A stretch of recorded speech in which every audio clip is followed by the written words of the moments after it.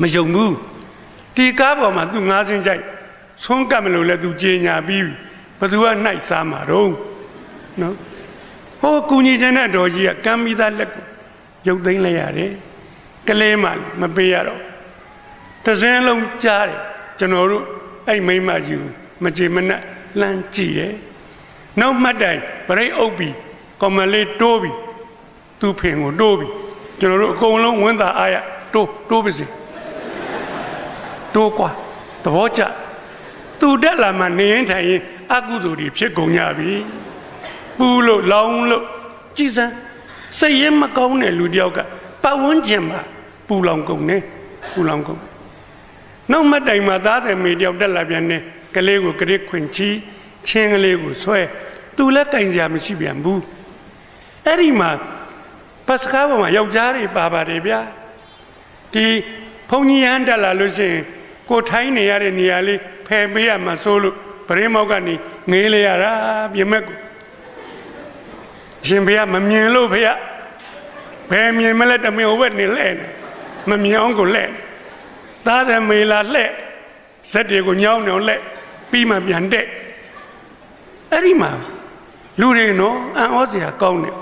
အနှစ်30လောက်မြေကရန်လူသက်မှုတွေဖြစ်တယ်ဘာမှမဆန်းဘူးဘတ်စကားပေါ်မှာ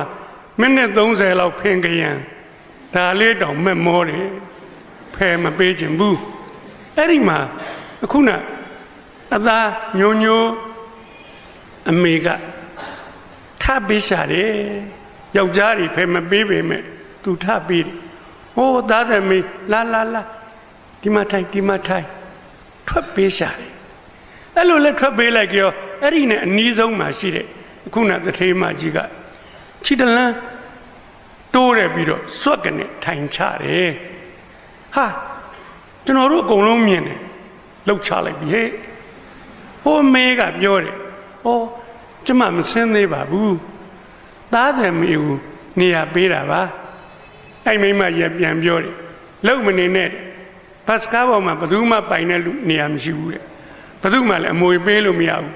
နေရာလိုက်ရင်ထိုင်မှာပဲဟာမိုက်ရိုင်းတာဗျာကျွန်တော်တို့အကုန်လုံးအဲ့ဒီမိမကြီးစီကိုကြည်တယ်အလင်းတန်း2တန်းစီနဲ့ပြစ်တာတယောက်မချန်ကုန်ပြစ်တာကျွန်တော်တို့ကငကားတွေဆိုအဲ့မိမကြီးပြာကျသေးပြီသူကလည်းသိတာပေါ့တကားလုံးကသူ့ကိုအလင်းတန်း2တန်းနေနဲ့ပြစ်သူ့မှာလည်း2တန်းရှိတယ်အဲ့ဒါနှစ်ကုန်လက်ပြန်ပြစ်တယ်ဟာဘတ်စကားပေါ်မှာစပွဲခင်းနေကြတယ်